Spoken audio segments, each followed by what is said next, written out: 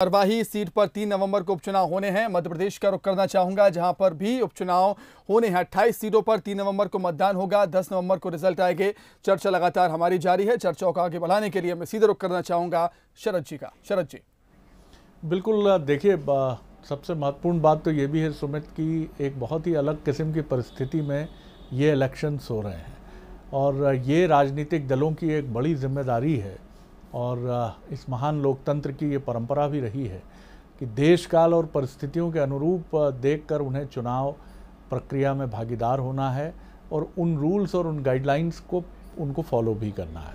और यही मतदाताओं के लिए भी बहुत ज़रूरी है।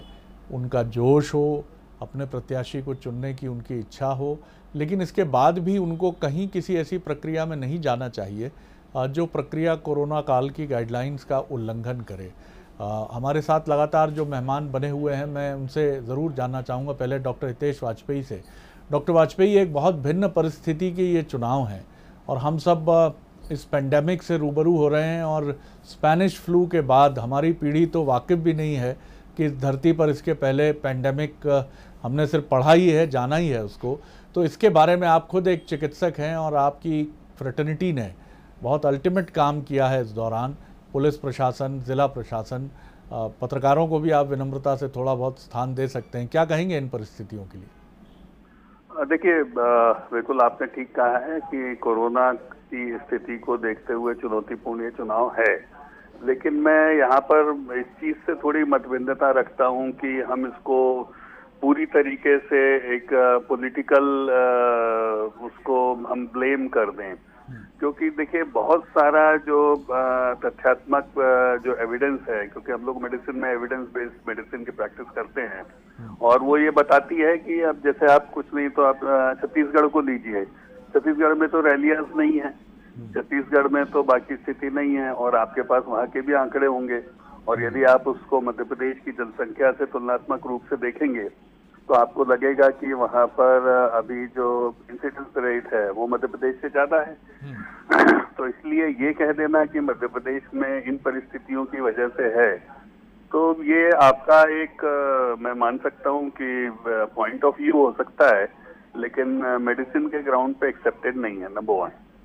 नंबर 2, इस सब के बावजूद जब भारत का सुप्रीम कोर्ट, भारत का चुनाव आयोग और भारत के राजनीतिक दल, पूरी मशीनरी जब पूरे कोविड के जो नियम हैं, कायदे हैं, उनको बनाकर अपनी बुद्धि से और विवेक से, क्योंकि ये अप्रत्याशित चीज है जो हो रही है, तो हमारे पास कोई भी ऐसी फुल प्रूफ चीज नहीं है जिससे हम कह सकें कि भाई इसके बाद संभावना नहीं रहेगी इस प्रकार के संक्रमण की। फिर भी हम उन चुनौतियों में से गुजरते हुए अपना जीवन जी रहे हैं और उसी के अंतर्गत ही चुनाव भी होंगे। तो हम सबका दायित्व है कि जो भी गाइडलाइंस तय होती हैं उसका हम सभी दल मिलकर पालन करें और जो चुनाव आयोग द्वारा तय मतदान की प्रक्रिया है उस प्रक्रिया में भी उनके नियमों का पालन करते हुए हम आगे बढ़ें। पर ये बात सच है आपका कहना कि ये जो काल है ये चुनौतियों से भरा तो है ही। मैं इस पर सलूजा साहब की प्रतिक्रिया लूँगा, लेकिन उसके पहले पटेरिया साहब के पास ज़रूर चलूँगा। पटेर साहब, अमेरिका में जो चुनाव होते हैं वहाँ भी चुनाव हैं जल्दी और नवंबर में ही, जहाँ तक मुझे ध्यान है कि नवंबर में ही चुनाव होंगे वहाँ। वहाँ का चुनाव एक डिजिटल मीडियम पर होने वाला चुनाव होता है, जहाँ सड़कों पर रैलियाँ नहीं होती, जहाँ वहाँ डिबेट्स होती हैं टेलीविज़न पर और डेमोक्रेट और रिपब्लिकन दोनों ही पार्टियाँ जो मुख्य हैं, बीजेपी कांग्रेस भारत की तरह, उनके प्रमुख नेता और ख़ास तौर से जो प्रेसिडेंट के लिए दावेदार नेता होते हैं उनकी अलग अलग स्थानों पर डिबेट्स भी होती है, बहस भी होती है, वो अकेले भी मंच पर उपस्थित होते हैं, चर्चा होती है। भारत में हमने एक भिन्न स्वरूप देखा है। एक उत्सव धर्मी समाज है भारत। यहाँ भारी रैलियाँ होती हैं, कलश यात्राएँ होती हैं और नाना प्रकार के उपक्रम चुनाव में होते हैं। लेकिन कोरोना ने हमें ये भी बताया है कि आप डिजिटल मीडियम का, टेलीविज़न का, डिजिटल मीडियम्स का, वेबिनार्स के ज़रिए चुनाव प्रचार का, इन तमाम चीज़ों का अधिक से अधिक उपयोग करें। तो क्या आप देखते हैं कि, मैं ये नहीं कहूँगा कि अगले चुनाव में और पेंडेमिक के बाद ये स्थितियाँ वैसी की वैसी रहेंगी, लेकिन इन माध्यमों के महत्व को ज़रूर राजनीतिक दलों ने भी और जनता ने भी समझा है? जी जी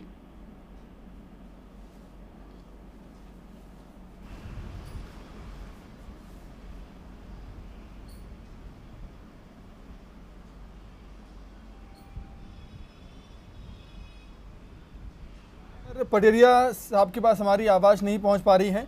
जी, चलिए मैं सलूजा साहब की एक रिएक्शन लेना चाहूँगा सुमित जी जी।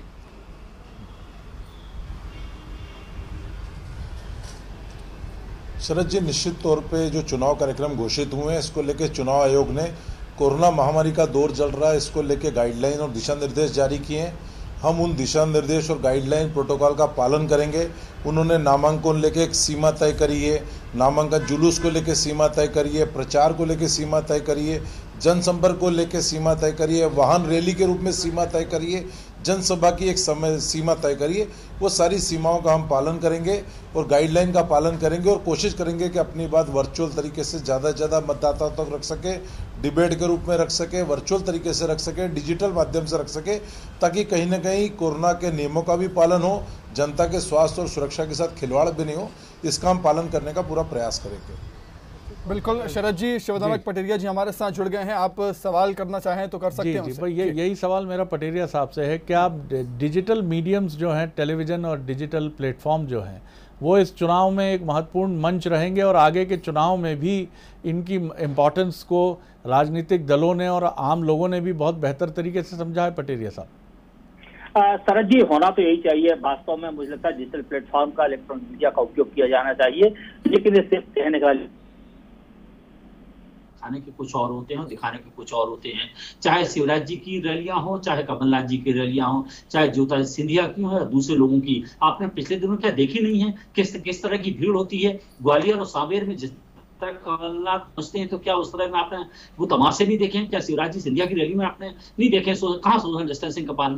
भाजपा के एक बड़े नेता ने पिछले दिनों मुझसे बातचीत करते हुए कहा कि जो रियल में और वर्चुअल फर्क होता है, वो रियल और वर्चुअल रैलियों में फर्क होता है। वर्चुअल रैली हमने 2022 शुरुआत में की थी, लेकिन उसका रिस्पॉन्स ठीक से नहीं मिला। उसके बाद में हम रियल रैलीज के ऊपर उतरना पड़ा। तो ये वास्तविकता है। सलूजा जी बड़ी बड़ी बातें अभी कह रहे हैं, लेकिन जब चुनाव का मैदान होगा तो मुझे एक भी वर्चुअल रैली देखने को मिल जाएगी तो मैं उनका आभारी रहूंगा। मुद्दों पर मैं फिर लौटता हूँ। आपको क्या लगता है पटेल साहब, एक छोटी रिएक्शन लेकर मैं राजनीतिक मेहमानों की तरफ लौटूंगा। इस चुनाव का सबसे बड़ा मुद्दा क्या होगा? उपचुनाव का जो पूरी डिज़ाइन है, ये डिज़ाइन आम चुनाव की तरह है, क्योंकि उपचुनाव में आमतौर पर स्थानीय मुद्दे ही मुखर होते हैं, लेकिन ये उपचुनाव जिन कारणों से हो रहा है, तो ये बीजेपी और कांग्रेस के बीच में एक प्रदेश स्तर का चुनाव निश्चित तौर पर बन गया है। तो आपको मुद्दों में क्या लगता है, किस तरह के मुद्दे, मतलब बिल्कुल क्या पूरे आम चुनाव की तरह ही मुद्दे प्रिवेल करेंगे इस बाई इलेक्शन में? देखिए, मुझे लगता है ये बाई इलेक्शन है। मध्य प्रदेश की लगभग 12 सीटों पर उपचुनाव होने वाले हैं और मध्य प्रदेश के इतिहास में पहली बार ऐसा हो रहा है। कुछ न्यू नॉर्मल हैं, जैसे कोरोना में आपको तरह तरह की तैयारियां करना पड़ेगी। दूसरा, आपको इतनी बड़ी संख्या में चुनाव नहीं हुए, इसलिए आम चुनाव की तरह इसको ट्रीट कर रहे हैं। दूसरा, इसके मुद्दे राष्ट्रीय, प्रादेशिक और स्थानीय होंगे, लेकिन राजनीतिक दल जिस तरह से लायक, नालायक, देशद्रोही पे ले जा रहे हैं, मुझे लगता है वास्तविक मुद्दों पर दोनों दल आने नहीं देना चाहते हैं। जबकि आना चाहिए कोरोना के बारे में, आना चाहिए मामला हमारे अनएम्प्लॉयमेंट के बारे में, आना चाहिए हमारे स्वास्थ्य सुविधाओं के बारे में, लेकिन इनके बारे में राजनीतिक दल बात करते हैं, सिर्फ बड़ाई नाम करते हैं, लेकिन बातें क्या करते हैं, एक दूसरे पर आक्षेपित करते हैं। उषा ठाकुर क्या बोलती है, इमरती देवी क्या बोलती है, चीफ मिनिस्टर के लिए कमलनाथ क्या बोलते हैं। मुझे लगता है ये सारी चीजें कुल मिलाकर से छोड़ के बेसिक इश्यूज पे, इंफ्रास्ट्रक्चर पर बात करना चाहिए। डॉक्टर वाजपेयी, ये उपचुनाव एक बदले हुए राजनीतिक चरित्रों का भी चुनाव है, जहाँ पर जैसा आपने भी खुद कहा कि आपकी पार्टी के कुछ लोग कांग्रेस में गए हैं और अब वो कांग्रेस के टिकट पर चुनाव मैदान में होंगे। बीजेपी में बड़ी संख्या में कांग्रेस से आए हुए एक बड़े धड़े और एक प्रमुख नेता के साथियों के साथ ये चुनाव हम देख रहे हैं। उपचुनाव होंगे ही, नतीजे भी हमारे सामने होंगे। आप दोनों ही दलों को, बीजेपी को भी शुभकामनाएं, कांग्रेस को भी शुभकामनाएं।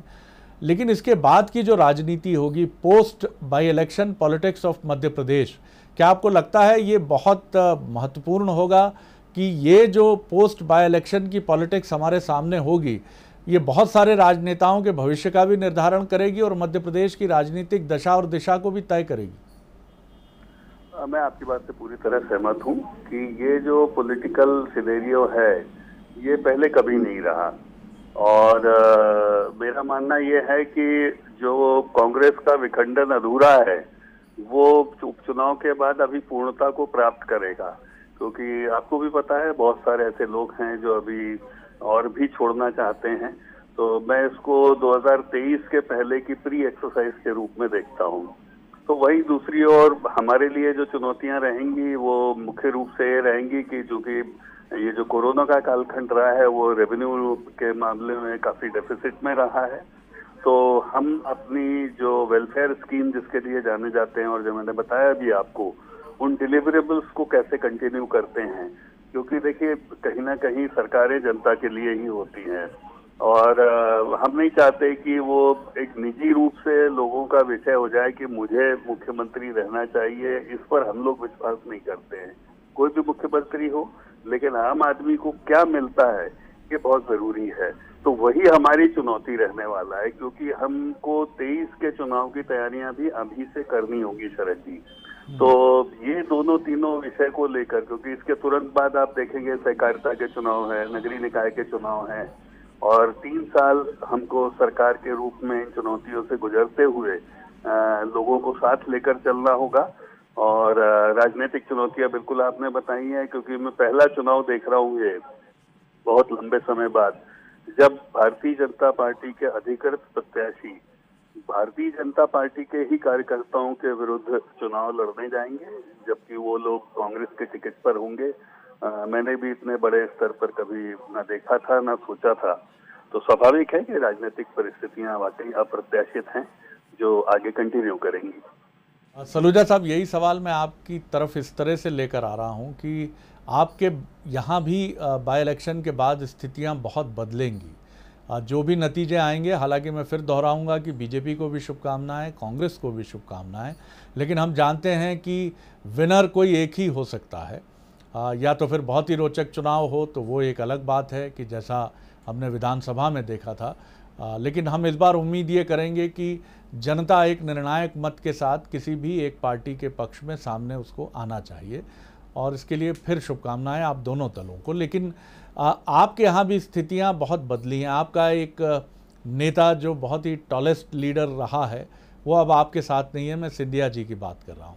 दूसरा, आपकी जो सीनियर लीडरशिप है कमलनाथ जी की या दिग्विजय सिंह जी के, उनके लिए हम ये मान भी लें कि 2023 तक वो कांग्रेस का नेतृत्व करेंगे, लेकिन अब उनका ये नेतृत्व का एक, मैं कहूँगा कि एक कंक्लूडिंग फेज़ है उनका, और इसके बाद एक नई लीडरशिप कांग्रेस की मध्य प्रदेश में दिखनी चाहिए। अब ये कौन होंगे? ये जीतू पटवारी होंगे, जयवर्धन सिंह होंगे या अरुण यादव होंगे? ये वक्त हमें बताएगा। अजय सिंह जी होंगे, इसमें अभी टाइम है। गोविंद सिंह जी होंगे। लेकिन आपको अब अपना 2023 के लिए एक नया सेनापति चुनना होगा। तो आपके यहाँ भी बड़े चेंजेस होंगे, क्योंकि इस पूरी उठापटक में जो 2018 से सरकार बनाने के बाद शुरू हुई, सबसे ज़्यादा नुकसान अगर मध्य प्रदेश में हुआ है तो वो कांग्रेस को हुआ है। जी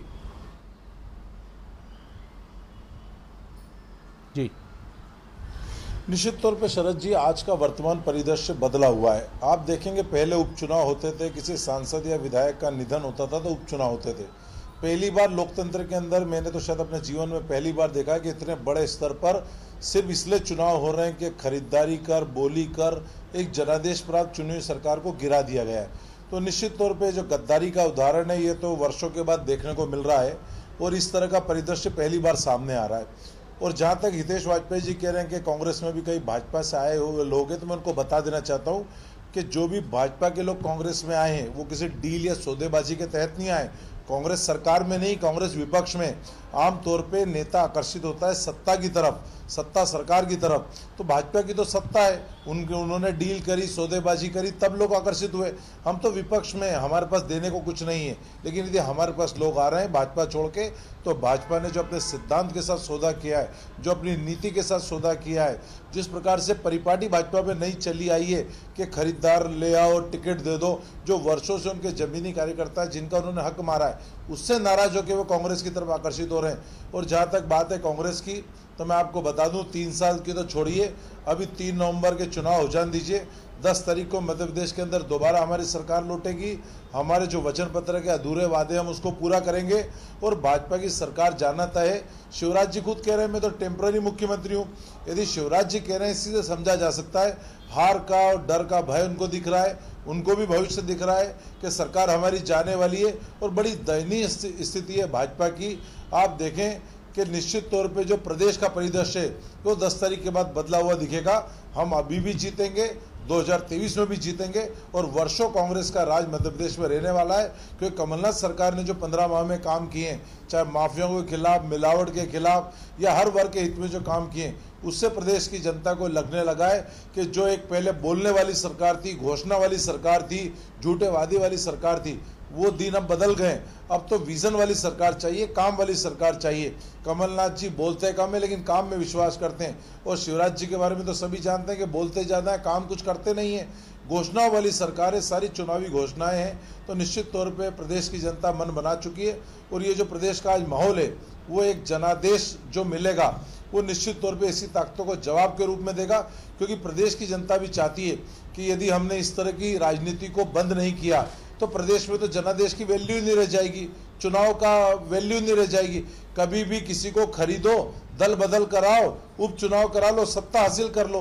तो ये एक परिपाटी जो लोकतंत्र की हत्या हुई है उसको प्रदेश की जनता भी चाहती है कि उस पर रोक लगे, इसलिए वो ऐसे गद्दारों को हराएगी चुनाव। पटेल साहब, मैं ये सवाल आपकी तरफ लेकर आ रहा हूँ, फिर दोनों ही बहुत संजीदा राजनेता हमारे साथ हैं और ये मुझे बहुत अच्छा लग रहा है कि बीजेपी और कांग्रेस के इन दोनों नेताओं से बात करने में मुझे विचार भी खनक रहे हैं। बाकी राजनीति के जो आरोप हैं वो अपनी जगह हैं और कहीं कोई उत्तेजना नहीं है और एक दूसरे के प्रति विद्वेष का भाव नहीं है। ये बड़ी अच्छी बात है और यही मध्य प्रदेश की राजनीति की ताकत है या हमारे देश के लोकतंत्र की भी ताकत है। अब तक हमने ये देखा जो उचित है पूरी तरह कि वेलफेयरिज्म की पॉलिटिक्स है और होनी ही चाहिए, लेकिन वेलफेयरिज्म की ये पार्टी समाज के वंचित वर्ग की तरफ झुकती है। ये भी बिल्कुल ठीक है, क्योंकि उसी वर्ग को, वंचित वर्ग को जिसको ज़रूरत है, समाज का जो कमज़ोर तबका है, हमारे राजनीतिक दलों के घोषणा पत्र में भी लगभग 80% कंटेंट जो है वो समाज के इसी वर्ग के लिए होता है।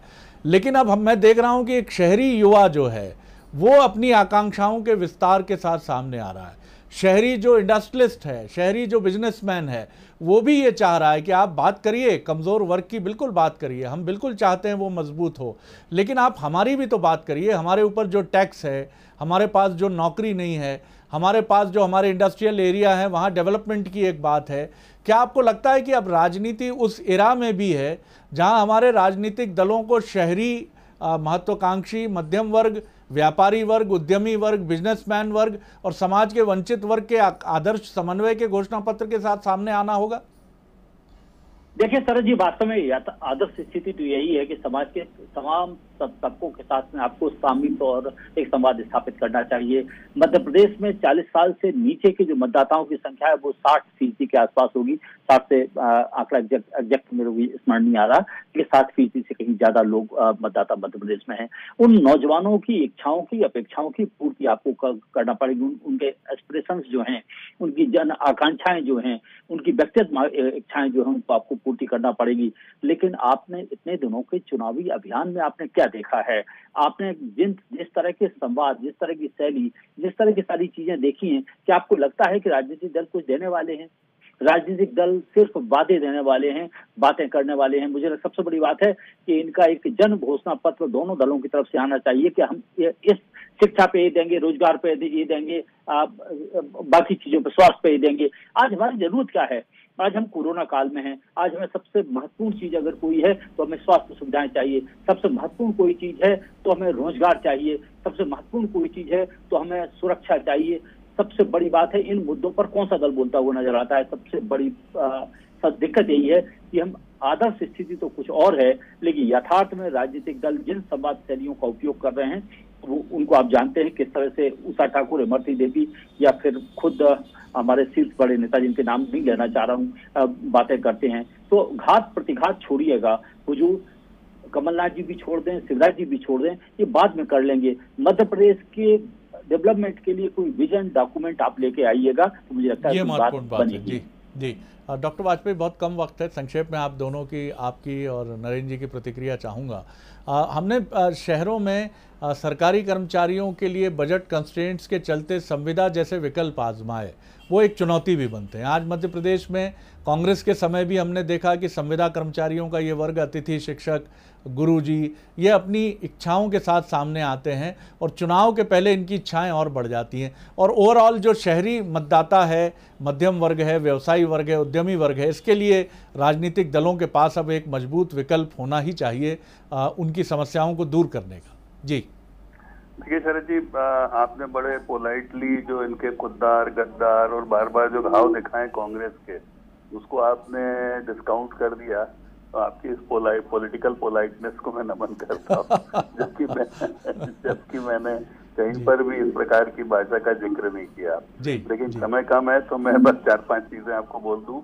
यदि आप मानते हैं कि मध्य प्रदेश में नर्मदा जल घर घर पहुंचा है और आपके घर भी पहुंचा है, और आज ही निर्णय हुआ है कैबिनेट से कि चंबल का पानी मुरैना के नगर निगम का जो प्रस्ताव है उसको स्वीकृत किया गया है, तो आप हमें वोट दीजिए, शिवराज जी को वोट दीजिए। यदि आपको लगता है कि 1,76,000 परिवारों को चाबी मिली है, छत मिली है और बचे हुए लोगों को मिलने वाली है क्योंकि उनको प्राप्त हुई है डिलीवरेबल, जिसकी बात पटेरिया साहब कह रहे हैं, तो आप भारतीय जनता पार्टी और शिवराज जी को वोट दीजिए। यदि आपको लगता है कि 37 लाख पर्चियां जो बनाकर कांग्रेस तकिए के नीचे रखे रही और चलिए मान लिया उसको शिवराज सिंह चौहान जी ने वितरित करके अनाज दिया है, जो 15 महीने तक ये सोचते रहे क्योंकि गेहूं चावल तो रहा, तो मुझे लगता है आप शिवराज सिंह चौहान और भारतीय जनता पार्टी को वोट दीजिए।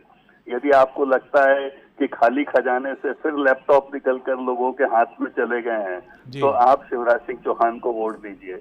यदि आपको लगता है कि खाली खजाने से 1 लाख से ऊपर स्ट्रीट वेंडर्स को 10-10 हजार रुपए की सहायता एक बटन दबाने से सीधे मिल गई है, तो आप शिवराज सिंह चौहान को वोट दीजिए। तो मुझे लगता है डिलीवरेबल्स पर चुनाव होंगे शरद जी, आप ये मानकर चलिए। और बिल्कुल, क्योंकि अतिथि शिक्षक, संविदा कर्मी और जितने आपने नाम लिए हैं, मुझे लगता है इन सब की उम्मीद ट्रेजरी और शिवराज सिंह चौहान जी संतुलन के साथ पूरा कर सकते हैं और हम जरूर करेंगे। नरेंद्र जी, इससे आप भी इत्तेफाक रखेंगे कि आसमानी सुल्तानी घोषणाएं चुनाव में शायद एक मजबूरी होती हैं और कई बार आपको वो विकल्प आजमाने होते हैं, चाहे बीजेपी हो, कांग्रेस हो या कोई राजनीतिक दल हो, लेकिन उनको पूरा करने का भी एक प्लान आपके पास होना चाहिए। जैसा किसान कर्ज माफ़ी में हुआ कि आर्थिक संकट के बीच में मध्य प्रदेश की आर्थिक स्थिति किसी से छिपी नहीं है, उसको कांग्रेस बीजेपी के बीच में ना उलझाते हुए हम उसको मध्य प्रदेश की आर्थिक स्थिति के ज़मीन पर देखें तो बेहतर होगा।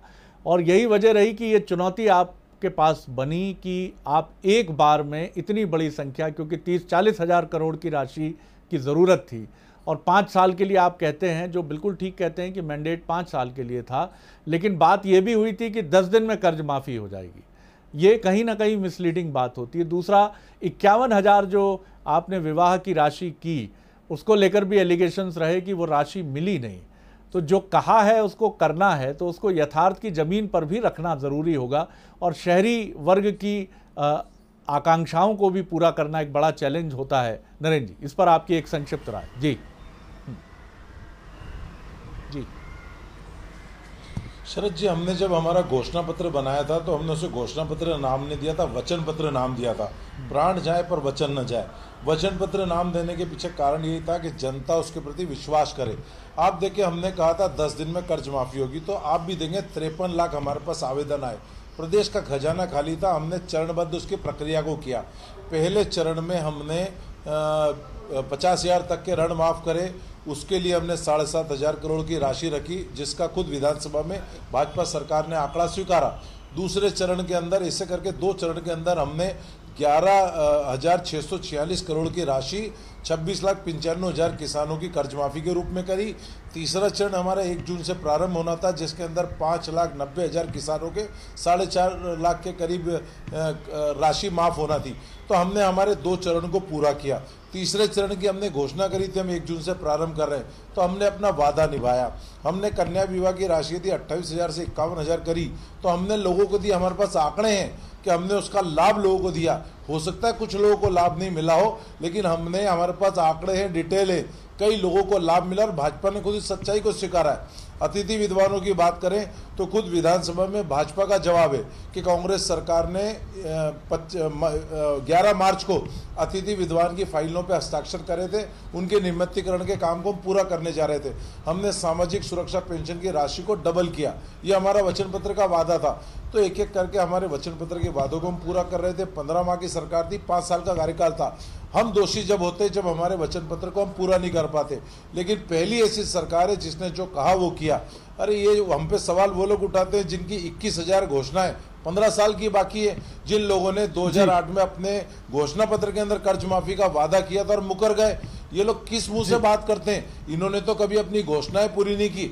अभी भी शिवराज जी ने नौकरी की घोषणाएं करी, क्या पूरी हो सकती है? तो हम तो जो कहते हैं वो करते हैं। कमलनाथ जी ऐसे मुख्यमंत्री है, उन्होंने जो कहा वो किया, झूठी घोषणाएं नहीं करते। जी जी जी जी चलिए, बहुत धन्यवाद। और एक बार फिर मैं नरेंद्र जी आपको भी शुभकामनाएं, कांग्रेस को भी शुभकामनाएं, डॉक्टर वाजपेयी को भी शुभकामनाएं, बीजेपी को भी शुभकामनाएं। और सबसे अच्छी बात मुझे ये लगी कि जिस संयम से, मैं फिर दोहराऊंगा कि आप दोनों ने एक दूसरे को इंटरवीन तक नहीं किया और एक दूसरे की बातों को सुना और उनका बहुत संयम से जवाब देने की कोशिश की। मुझे लगता है यही मॉडल, क्योंकि अब हम चुनाव प्रचार के निर्णायक दौर में प्रवेश कर चुके हैं, तो दोनों ही राजनीतिक दलों के नेता, अगर उनमें से कुछ ने इस बातचीत को देखा होगा तो मुझे लगता है एक मॉडल है, ये भी मॉडल कोड ऑफ कंडक्ट है और इसका पालन दोनों ही दलों को करना चाहिए और जनता में बड़ा अच्छा मैसेज जाता है इसका। बहुत धन्यवाद नरेंद्र जी, धन्यवाद डॉक्टर हितेश वाजपेयी और धन्यवाद शिवराज पटेरिया जी। सुमित, बिल्कुल, चुनाव की रणभेरी का ऐलान हो चुका है और तारीखों का ऐलान हो चुका है। 3 नवंबर को वोटिंग होगी, 10 को रिजल्ट आएंगे। शरद जी, आपका भी बहुत बहुत शुक्रिया। यहाँ रुकेंगे छोटे से ब्रेक के लिए।